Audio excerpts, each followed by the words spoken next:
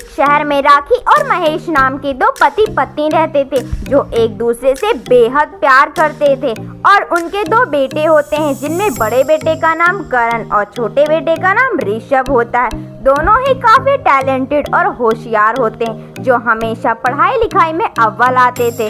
ऐसे ही दिन बीतते हैं और देखते ही देखते वो दोनों काफी बड़े हो जाते हैं। तब राखी की उम्र भी हो जाती, इसीलिए वो सोचती है कि अब मुझसे घर का कोई कामकाज नहीं हो गया, इसीलिए क्यों ना मैं अपने बेटों की शादी करा दूं। जिसके बाद वो अपने बेटों के लिए रिश्ता ढूंढना शुरू कर देती है। तभी उसे प्रीता और सृष्टि के बारे में पता चलता है। फिर वो कुछ ही दिनों बाद अपने बेटों की शादी उनके साथ करवा देती। करण की शादी प्रीता के साथ और सृष्टि की शादी ऋषभ के साथ। शादी के बाद सब कुछ ठीक ठाक चलता है, पर समय के साथ प्रीता और सृष्टि में थोड़ी अनबन हो जाती है। तभी एक दिन सृष्टि अपनी जेठानी प्रीता से कहती है, मेरी कमर में बहुत दर्द है तो आज प्लीज आप घर का सारा काम कर लोगे। जिसे सुनकर प्रीता कहती है, ठीक है तुम जाकर आराम कर लो। लेकिन तब प्रीता देखती है कि सृष्टि हर रोज अपना कोई ना कोई बहाना बनाकर उसके ऊपर घर का सारा काम थोप देती। इस वजह से प्रीता को बहुत ही गुस्सा आता है और फिर वो एक दिन सृष्टि से कहती है, अरे ओ महारानी, तुम्हें क्या लगता है कि मैं कोई नौकरानी हूँ जो हमेशा घर का काम करूंगी।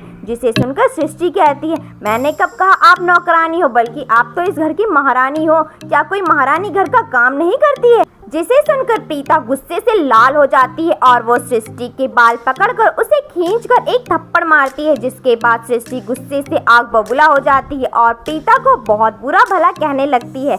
जिसे सुनकर राखी वहां आती है और कहती है, हे भगवान, मेरे घर में बहुएं आई हैं या कोई डाकू जो हमेशा लड़ती ही रहती हैं। तभी वो किसी तरह दोनों को समझाकर अपने अपने कमरे में भेज देती है। पर अगले दिन जब प्रीता अपने कमरे से बाहर निकलती है तो देखती है कि सृष्टि घर का कोई काम नहीं करी होती है। जिसे देखकर प्रीता को बहुत गुस्सा आता है और वह सृष्टि को आवाज लगाते हुए कहती है, मेरे तो करम ही फूट गए हैं जो मुझे तेरी जैसी देवरानी मिली है जिसे किसी चीज की कोई परवाह ही नहीं होती है। तब सृष्टि कहती है, आप ही कौन सा पहाड़ तोड़ देती हो, बस थोड़ा सा घर का काम ही करके पूरा दिन आराम ही तो कर। और फिर दोनों लड़ने लगती हैं। तभी राखी वहां आती है और दोनों को समझाने लगती है। तब सृष्टि राखी को देखकर प्रीता से कहती है, तुम तो अम्मा जी की चहेती हो, इसीलिए तो अम्मा हमेशा तुम्हारी ही तारीफ करती हैं। जिसे सुनकर प्रीता कहती है, हाँ क्यों नहीं, मैं तो अम्मा की चहेती हूँ, पर तुम ही क्यों नहीं बन जाती अम्मा की लाडली बहू। कर लिया करो ना घर का सारा काम, जिसकी वजह से तुम अम्मा की चहेती बन जाओगी। तब राखी कहती है,